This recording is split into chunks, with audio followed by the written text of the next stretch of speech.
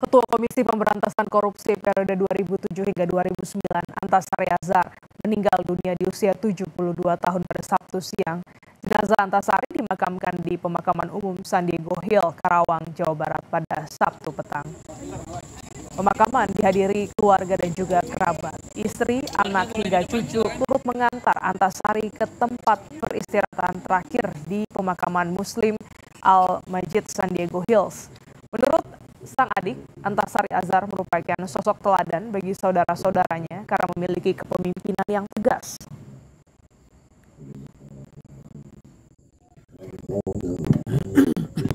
Kami merindukan sosok beliau, sosok yang tegas bukan kepada masyarakat, tegas kepada adik-adiknya juga.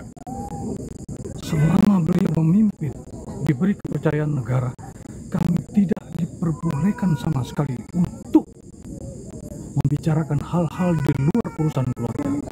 Itulah beliau.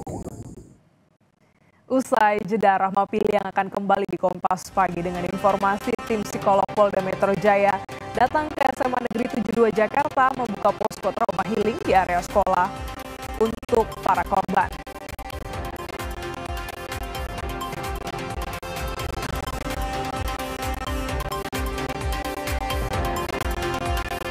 Ratusan peserta hadir dalam roadshow kuliner Indonesia di kawasan Megamas, Kota Manado, Sulawesi Utara.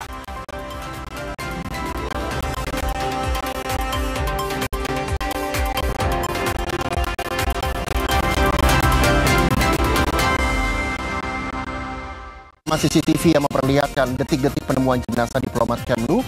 Buat siang hari Anda lebih berkualitas dengan berita-berita pilihan kami. Menurut data BPBD, ada berapa wilayah yang terdampak banjir di Bali?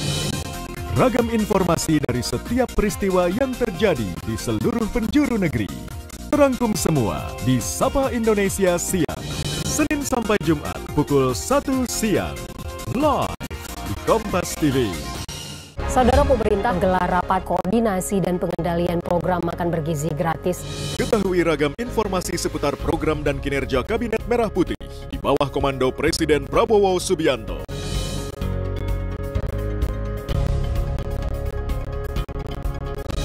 Ikuti selengkapnya Jurnal Merah Putih. Senin sampai Jumat pukul 2:30 siang. Live di Kompas.